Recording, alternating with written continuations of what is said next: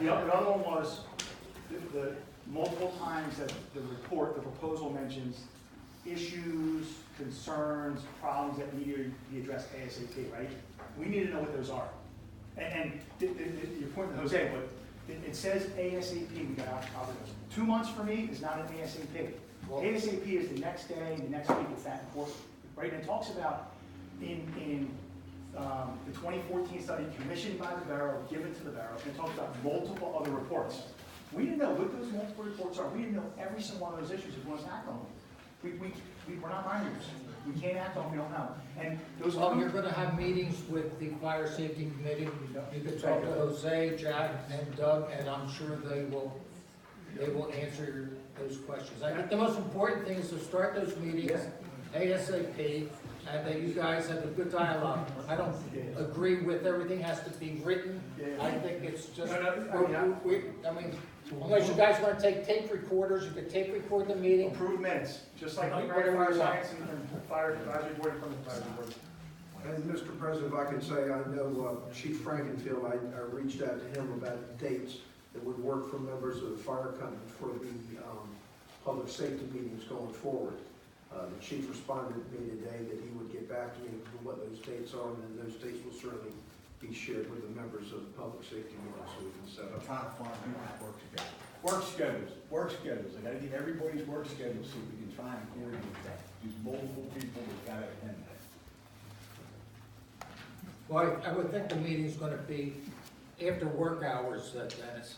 Yeah, it'll be after work hours, but I still have to find out what time people are done. Because Jay, for instance, example, is one of my assistants. Excuse me, I'm saying I don't want to just talk for the chairs. One of my assistants, he works for a production company, and some nights he pulls doubles on a regular basis sometimes. So I need to know what his schedule is. I have another gentleman who's in the audience, Michael Rocket. He does HVAC work in service too. And sometimes our schedules get changed on a regular basis. So I'm trying to come up with a happy medium and try and get some work schedules and see if we can coordinate a date that kind of, maybe you can ask your employer a specific date. Okay, so you have to give me a little bit of time. I just couldn't answer that right then. Sure. Because they need to be involved with what's going on. Well, get back as fast as you can, since everybody would like this process to begin. Okay. All right? Yep. Thank you. Thank you. All right. Any other public comment? Up to the podium, please. All right. Wait, one at a time.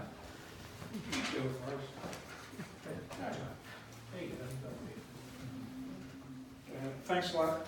My name is John Fuller. I'm from 539 Bullock Street. And my day job is I'm the general manager for the Safer Buildings Coalition, which is a nonprofit responsible for public safety. And we work with the Department of Homeland Security, the FCC, and our members include the International Association of Fire Chiefs. So I go around the country and I teach on this subject. And I'm going to talk about priorities. Most important asset in an emergency is timers. The FCC says that a 1-minute improvement in response time could save 10,000 lives a year in the United States. 10,000 lives, 1 minute. FEMA says that a slow burn fire doubles in size in 2 minutes, a medium fire in 1 minute, a fast fire in 30 seconds, and an ultra fast in 15 seconds. It doubles the size of the fire. So time is an important asset. So what I really want to talk about is priorities. We have risk, we have high-rise commercial buildings, we have residences, and the more time it takes for response puts lives in jeopardy. So I'm asking the council to consider the priorities here that are being requested and make this a priority. We don't want to be looking at ourselves later and saying we've been penny wise and pound foolish. This is an important thing. Having a local fire company is a priority. Kicking it over to another municipality is a bad idea. If the fire gets big enough, one company can't get it done. That's it. Thanks.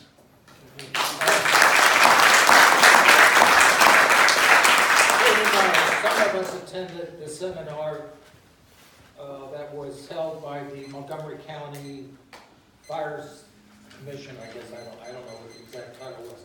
And we're very aware, especially in West Conshohocken, because close proximity of all the homes, that a fire here could be much more severe than one in the suburbs where their homes are separated by a couple hundred feet. So we're very well aware of the need for a good fire company, but also I'm aware of the fact that we need the mutual aid of other boroughs to come here and help us if there was a tragedy, as you mentioned. Mutual aid is really important. Without question. Mike, thanks for help last week with the recycling. Appreciate You it. got it, thank you all. Nice meeting you. David Markland, 240 Moorhead Avenue. You know, you talk about mutual aid, and I know there was some discussion about us running the highway in parts of Lower Marion or Radnor or Plymouth Township. Really, when you think about this, there's a mile of the expressway and a mile of the Blue Route that you have to cover. It's in West Conshohocken. In order for the George Clay Fire Company to get there, they got to get on in West Conshohocken and head in whatever direction, which they have the luxury to do with the interchange. But after you're past that mile, they got to go to the closest exit to get off, which could be Belmont Avenue, which could be St. David's in Wayne, which could be Plymouth, Ridge Pike. So when you wonder why they mutual aid and they run to those points, and only to those points, because they have to go that far to get off of the highway once you're on it anyway. So I don't think that should be even an issue of why we're running calls to Belmont Avenue, because once we get on and you cover that mile that's in the borough, you're stuck until you get off the exit. So why not run it? Those roads bring people into this borough that work here every day, to bring revenue into this borough. So I think it shouldn't be in question why they cover to the next closest exit, which they have to go to anyway. Well, I thought it's really not an issue. Well, I heard it was brought up about the calls out of town. As part of the statistics, it was just, when they broke down what calls you were responding to. It was just brought up and then put down. Okay, but you understand Oh, absolutely. mutual aid, that they come here, We understand. and they run from We their understand exit that. to West We Conshohocken. understand. all that. Okay, you understand all that, so, Absolutely. you know. They were just statistics that were. And putting it plain and simple, the way I see it, and I'm a simple person, there's another office building going up, correct? Maybe.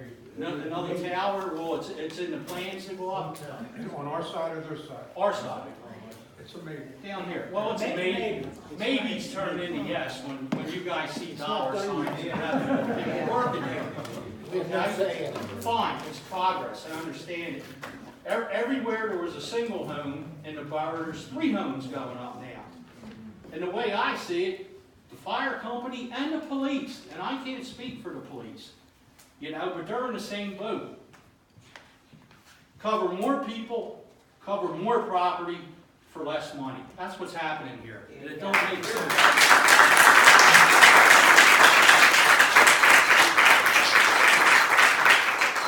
All right, any other public comment? Hi, Hi, name and address, please. Connie Herman, 514 4th Street. Thank you. First of all, when we all got the letter from George Clay, now, what really bothered me, okay, that I know we're on a short budget, but how would you feel if one of your houses are on fire and you cannot get out? Who is going to help you? Who? George Clay. And also, the police will be responded there first. Who? Who? We're very Conchi? aware of it. We're very aware of it. That's I don't fine, understand but, the question that we're but not aware listen, of it. no matter what, would you call Conchi? Would you call Conchi? Really? I have lived in this town for 43 years, and I know the chief, Dennis Frankenfield, and I know every member of this borough, of the firehouse, they do everything right. We have heard 3, 4 o'clock in the morning, the whistle goes off. Who responds? George Clay. And I'm going to leave it at that. Thank you.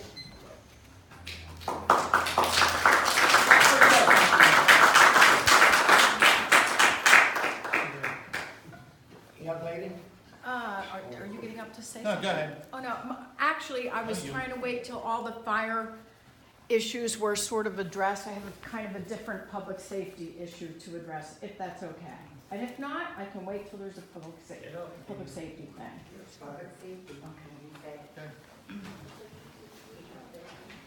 My name is Ada Farrell. I live at 142 Moorhead. And I commute into Philadelphia.